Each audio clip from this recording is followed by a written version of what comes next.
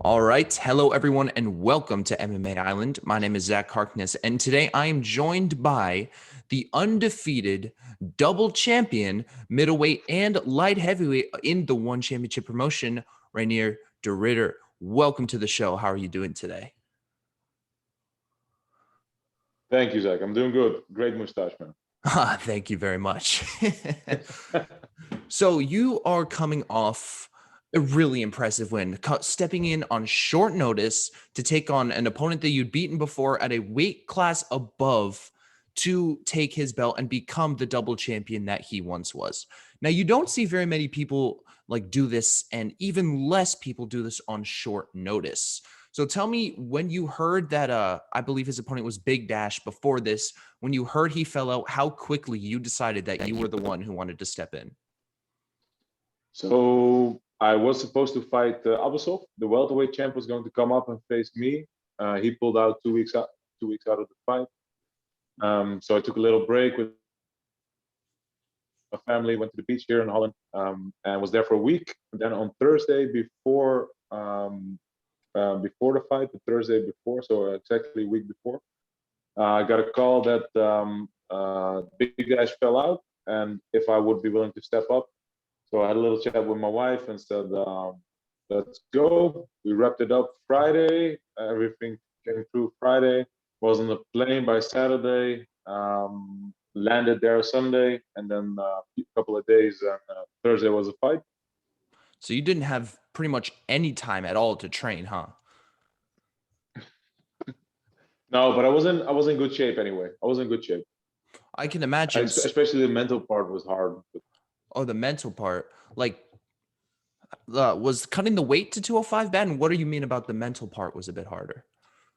So normally you get some time to get your mind right, to visualize, to prepare for this opponent. But that was there was no time for that. So it was hard. It was hard to get my mind right in a couple of days to get fighting. It was like a race to get into the octagon. And did you have to cut any weight to get to 205 at all? No, because this is one, right? So one has no weight cutting, and it was 102 kilos is the weight limit for light heavyweight, which is like 220-ish something. Mm-hmm. Wow. So what do you walk around at? Which is pretty for me. I weighed in at 97 kilos. Wow. 97. Which So is like 215-ish, I guess. So you mentioned that there were some mental issue, not having time to mentally prepare for your opponent. But I can imagine that this is a guy that you fought before, and not only that, this is a guy that you finished before. So do you think if you hadn't have fought him before, that you would have a little bit more mental problems like leading up to the fight? And do you think that maybe would have reflected in your performance? No, I think it would have been harder if I didn't face him before. I knew what I was getting into, and I felt ready despite the short notice. Yeah, exactly. And obviously, this is your second time in a row facing him, and this was the second weight class that you fought him at. So I was wondering, because you got a finish at middleweight, but you went to decision at light heavyweight. So I'm wondering if he felt any different in between the two different weight classes. Did it feel like maybe he had improved his grappling in between fights, or was he just a bit stronger? Yeah, it was stronger. He defended really well. So he did well. But I was a little sloppy myself in the first and second round. I had a few options to finish him, but I didn't where I could have. So there was it was too bad, but it was cool to go 5 rounds for first time.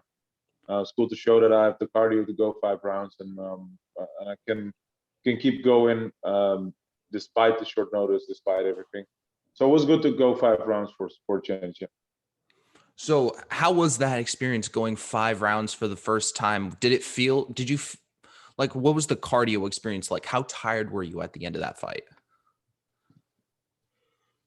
No, I was pretty much still okay. I could have gone a few more, but I was in control the entire fight. So I think technique is a big part of stamina as well. So if your technique is there, the control is there, you have a little bit of more leeway with cardio. He came in a little heavier. He came in like 10 pounds heavier than I was. So I definitely noticed he was very strong this time. Yeah. So when dealing with a bigger opponent like that, I'm sure that if you're going to follow through with your plans, which are apparently going up and challenging for the heavyweight belt, how are you how much weight do Why you think not, you're man? going to Why put on? not? Yeah, why not? Is this like a serious aspiration for you to actually go up and take the belt from Brendan Vera? Yeah, it'd be cool, right? When I'm at it with the history writing, let's try. Um, they're all shorter than me. The Brendan Vera is shorter than I am. He's a little thicker, but I think I can manage. Yeah.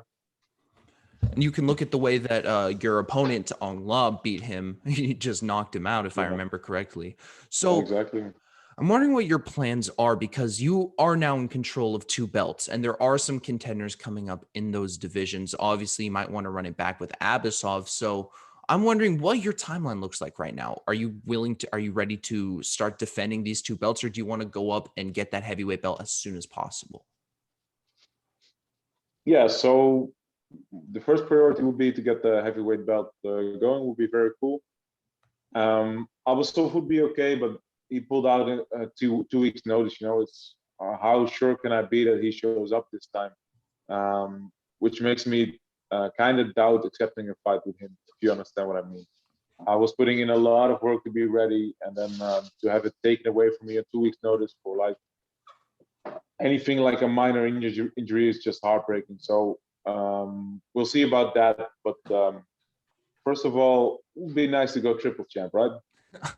It would be really nice. And that belt that you're going after is actually being contested on the next one championship card. Brendan Vera is defending it against Arjan Singh Bhullar. Do you have any thoughts on who you think is going to win that fight? And out of those two, who do you think would be a better fight for you? Both are fine for me.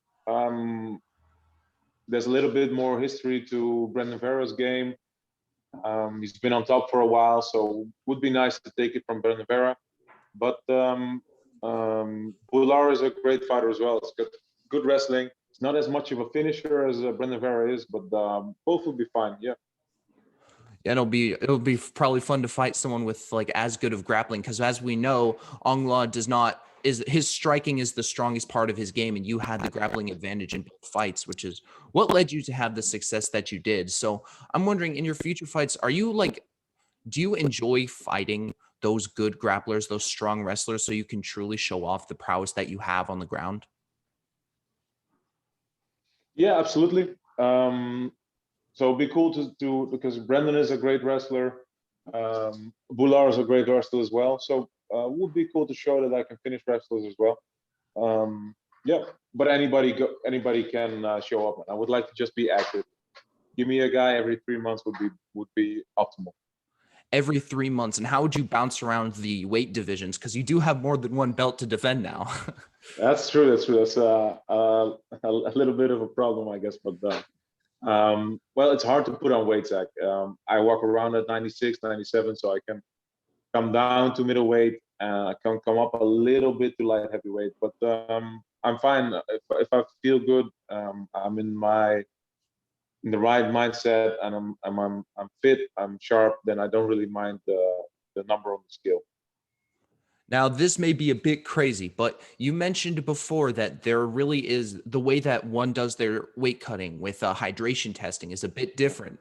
And so I'm wondering if it is possible to go down to welterweight and get 4 belts.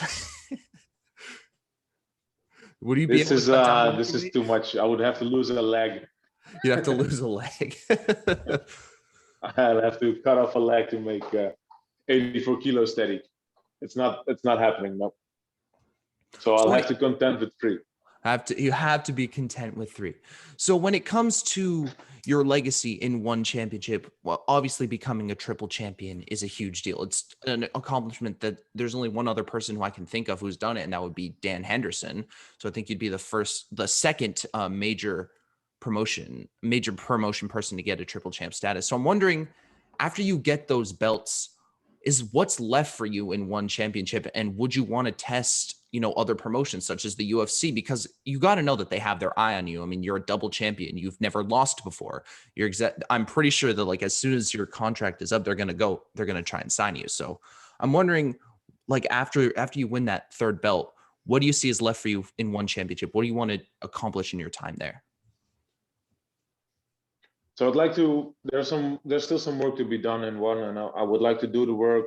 I like what they're offering me. I like to be in Asia for my fights, so I'm very happy where I'm at right now. But I'd like to test myself against some other competition as well. I've been asked a lot about Adesanya in the last few years, and I see that as a pretty favorable matchup for me, to be honest. Yeah, I mean, seeing how he got kind of exposed with the grappling in his last fight against a bigger guy like Blachowicz, you got to think that you would be able to do that to him, right? Well, so it was a shame that happened, because I've been saying for years there's a pretty easy way to take him down, and that is throw 2 punches in the center of the octagon and then take him down there, because he has amazing cage wrestling, but his wrestling in the open space is just not that good right now. And I'm sure he's working on it, and he's improving. But every time you throw a punch, he leans back with his head, exposing his legs for a pretty easy takedown. So I was hoping that I was going to be the one to show that, but Blachowicz did.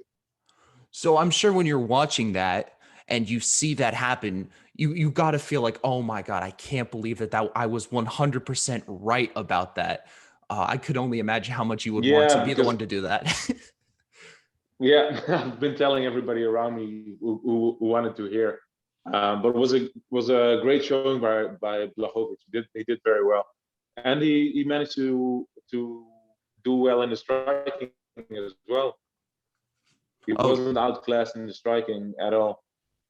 Yeah, what looked best about that was his striking defense, which I guess plays more into like the saying, defense wins championships, and I mean in that case it really did. Yeah, absolutely. Yeah, it did very well. So obviously you've come this far. You're I believe 14-0 now in your career. You've come a very long way since starting MMA. So I want to know what got you into MMA. Like how did you begin to start training, and who are some of the people who were like really instrumental to you in your early process? So I started doing judo when I was 5 years old. Did that my entire childhood. Then I moved to do studying to my current city, Breda.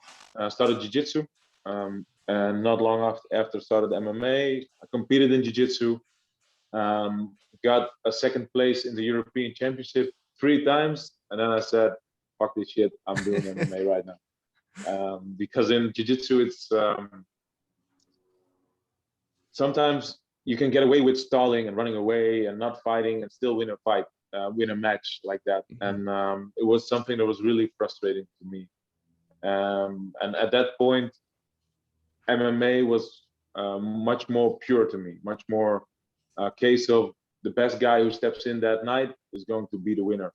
And it's not always like that in BJJ. So I put my full focus into MMA, and this is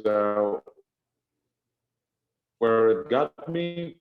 One of the people, I have my own team. The people around me are instrumental to this, but also Gegard Mousasi, a guy I've been training with for 3 to 4 years now, is a huge part of my success. Renzo Gracie is one of the people I look up to as a fighter, as a role model. I got a lot of good people around. So how long have you been fighting full time? Are you fighting full time right now? So I'm a physical therapist, and I own the gym as well. So I own the MMA and BJJ gym too. So I'm wondering, in your early career, I mean, you still have not lost, but I'm wondering, at what point in time did you realize that? Hi. Hello. Hello. It's my wife. Very, very nice. So I'm wondering, at what point in time in your MMA career did you really realize, like, I can go far in this. Like I can achieve a lot in this, which you have at this point. But I'm wondering, there's probably a point in time in which you knew that you could reach the heights that you've gotten to now. Do you remember that point for you? That's a very good question. Yeah, this was not so much in a fight, I guess, but more in training. So I started training with Gegard like 4 years ago, and before I never really trained with any top level guys. I only trained with my local guys, and they are doing amazing right now. But back then, we didn't really know how good we were. If you understand what I mean, because Oh, I do. we Yeah. hadn't really trained with the top guys. And then got to train with Gegard and some of his team, and I realized I do pretty well with these guys. So I might do pretty well with anybody in the world. Yeah, I was about to ask because you said that you've been training with Gegard Mousasi, and obviously he's a very, very accomplished fighter. You know, he reached the height of the sport in the UFC, and now he's, you know, long-reigning champion in Bellator. So you said you've sparred with him, right? Have you ever sparred with Mousasi? Yeah, we do it every Saturday. Every Saturday. So I'm wondering, where do you find when you're sparring with him, do you ever find like positions in your sparring sessions where you feel like you have the clear advantage over him? Yeah, we go back and forth, man. It's we have some amazing rounds together. He's taught me a lot about every aspect of the game. He's mostly known for striking, of course, but his grappling is top notch as well. He's got amazing takedowns. He's got a team of killers around him. I'm very grateful to have him in my.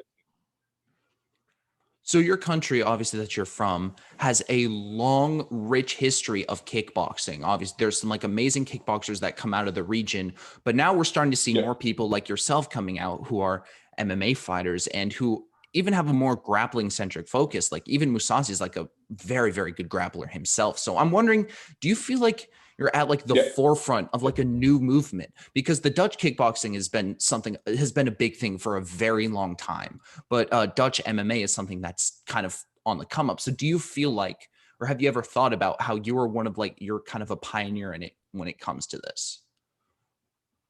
No, I've not really considered myself as that, but I would like to be, because we have a lot of young guys in the gym, and I'd like to be a role model and help them achieve some of the stuff I have, and maybe even more. So yeah, I'd like that. Yeah, absolutely. I'm from the city Breda,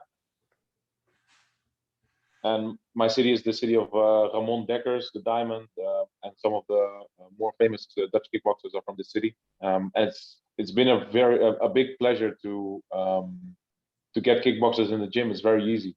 There's thousands and thousands of great kickboxers around here. Oh yeah. Yeah.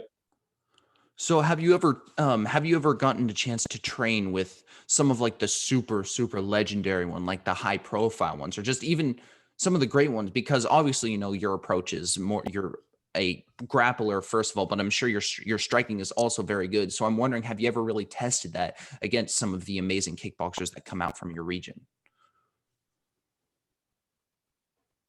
Yeah. I have some of the best. Peter Buys is a good example as well. I train with him every day. My training partner, he fights in one as well. He's a great kickboxer. We had Alistair Overeem in the gym a little while ago. Wow. So yeah, man, we have some good guys here. Did you get a chance to train with Overeem? Maybe like, did you get to like spar, like roll with him or something? Nah, too bad. He was in the gym, and he was recovering from his last fight, and he said, "I'm taking 40 years and older today, and then in a little while I'll drop down in age, so I'll be back on the roast." Because I can't think of really a better person to bring into your gym that'll resemble a real heavyweight, like you're gonna fight for the belt, hopefully. Absolutely, and with with a host of experience, and he's a very humble guy who really wants to help you as well. So was a real pleasure to meet him. Oh, I bet he's definitely on my list of people that I would love to talk to. And when it comes to that heavyweight belt aspiration, have you brought that up to have you brought that idea up to one championship yet? Because from what I know from just watching that promotion is that concept of taking a third belt will be huge. And I'm sure that they will jump all over that opportunity. So have you talked to them yet about that? Well, I kind of threw it out there after the fight, right? So it's out there. And as far as I'm hearing right now, they're open to it. So would be nice, right? And obviously you said you want to fight every 3 months, but in order to get all the way up there, I'm sure you want to take a little bit more time to, put on some muscle and, get some more rounds in with like those bigger guys. So you really know what to expect when it comes with the strength. So how much would you say is the amount of time that you would want to take to get to that heavyweight belt and fight for it? 3 months is more than enough, man. I train with heavyweights every week. More than enough, man. I'm ready right now. What do you think you'd weigh in at? I don't really plan on putting.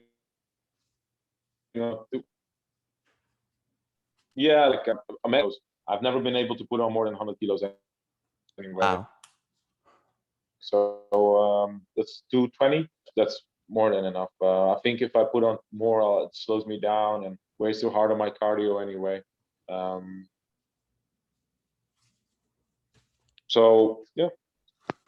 Sorry, the internet was just a little bit weird there. So yeah. So I'm assuming you don't want to put on more weight, because I was actually going to mention this. Was one of the things that you're going to bank on in that fight is the speed advantage that you're going to have. How important do you think that is going to be? And is that going to be one of the things that you bank on in that fight? Yeah, absolutely. So speed and cardio at this weight. If I'm at where I feel best, then I think I can beat anyone. So when I've talked to other fighters in the past who've moved up a weight class like you did in your recent fight, they said that what they noticed the biggest difference was the increase in their cardio and the increase in their ability to take a punch. Now, this is your first time going 5 rounds, but it is a weight class above your natural class. So I'm wondering, did you feel any of that? Did you feel like you had a bit more cardio at light heavyweight? And did you feel like you could take a punch better? Well, didn't really take too much punches, so I can't really speak to that. But I felt good cardio-wise. Yeah, I was ready to go a couple more rounds. So yeah, absolutely. I felt amazing, and it'd be nice to have a full camp in which I don't have to mind my weight at all. Oh, I'm sure. Yeah. Yeah, to be fully prepared to work the cardio that way. So I want to talk about your coaching, because you do coach at your gym, don't you? Yeah. So I'm wondering, after your MMA career, would coaching MMA and grappling and jiu-jitsu full-time, or just coaching it for some point, be a thing that you would be interested in? And right now, what are some of the philosophies that you bring to your own personal coaching style? Yeah, so I love coaching, and I always do at least 2 classes a week. I always coach at least 2 classes a week, and the rest I have my team coach as well. I really enjoy it. I just came home from the gym, actually teaching. What I enjoy is to work out the stuff I know in my head, and try and give that to the people in the class. So to do the stuff I maybe already do automatically, go over that, and then see if I can teach it to the people around me. Has really helped me evolve my game as well. So that's something I really love. Then another thing is, I know, because I'm a physical therapist, I know a thing or two about motor learning, about movement patterns and stuff. and I always try to watch that I have in the theory, in the physical therapy part. I always try to bring that into my teaching as well. So I'm wondering, after you've won the belt, at least for me, if I see like this guy who's a MMA champion is teaching this class, I feel like he'd be a good guy to learn from. Have you seen like more people come and try to join your classes ever since you've started having more and more success on the bigger stage of MMA? Yeah, absolutely, and we've been very successful with the gym as well, which is amazing, which is very cool. We're about to move places. We're looking at a new spot, expanding a bit. So once the COVID restrictions here get pulled, we're rearing to go. We're ready to grow this gym even bigger. So what are the COVID restrictions that you have to deal with in your gym right now? So it's just outside training, and for people below 27 years old. So you're obviously expanding the gym. This is the Combat Brothers, right? Yeah. So obviously, you have you out of there and Musas is training out of there sometimes, but I'm sure that there are some very good fighters out there that haven't really been discovered yet. So I'm wondering, who are some of the prospects at your gym right now that you think are going to jump into the limelight very, very soon, and prospects that we as the general MMA audience should know? Yeah. So most importantly, Peter Buist. He's active as a lightweight in one championship, and he's really on the cusp of getting the title as well.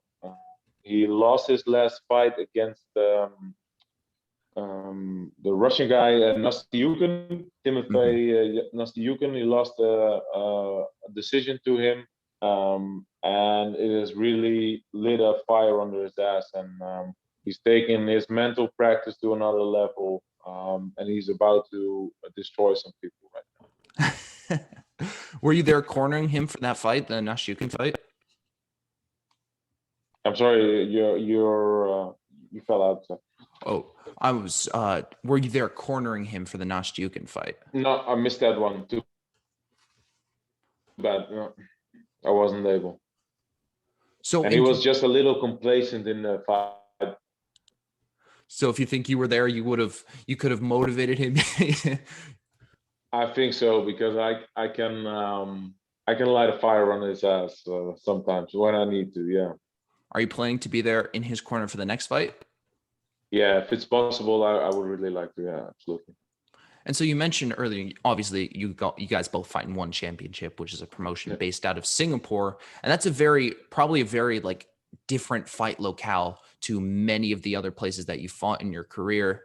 So I'm wondering, what is it like to fight in Singapore, and how does one really handle their event week for their fighters leading up to the bout itself? Yeah, so it's all a little strange with the COVID protocols right now. So my last fight and the fight before, we've been locked down the entire week, and in the hotel room mostly, which is a little boring, but it really puts you in you don't have any time for distractions. So you're in your room and you have to think about the fight. You have to be mentally prepared, which is a huge benefit. Fighting in Asia in general has been very nice. There's a lot of big MMA fans there, and I'd like to. I hope the crowds come back very soon. Yeah, I was going to mention that because obviously the UFC recently had the crowds back, and the atmosphere, amazing, huh? That was crazy. So I'm wondering, as a fighter like that, and you hear the crowds roaring for your fight, how does that really impact your mindset? Does that like light a fire under you to, go out and put on an even more entertaining performance to hear them cheer even louder? How much of a motivation is like hearing the sound of the crowd who is clearly enjoying the fight? Yeah, I've always said I block that stuff out, and I keep it out of my mind. But now fighting for empty arenas, it's still a little different. The energy of a full crowd and everybody roaring there, usually against me, does something to you. You can't deny that. Yeah. So I think, unfortunately, this is the amount of time that we have today. I sincerely want to thank you for coming on the show and just telling us some amazing answers. Thank you so much. Reinier de Thank you, Ridder, Zach. is there anything you want to say to the people out there who's going to be watching this? Yeah, man. Thank you guys for watching. If you have anything, questions for me or whatever, I'm trying to step up my Instagram game a little bit. So shoot text or whatever, and I'll try to get back to it. Well, I think you're doing a fine job with that and doing an even better job in the fighting world. Thank you so much for coming on the show. Have a great day. And everyone's thank you so much for watching.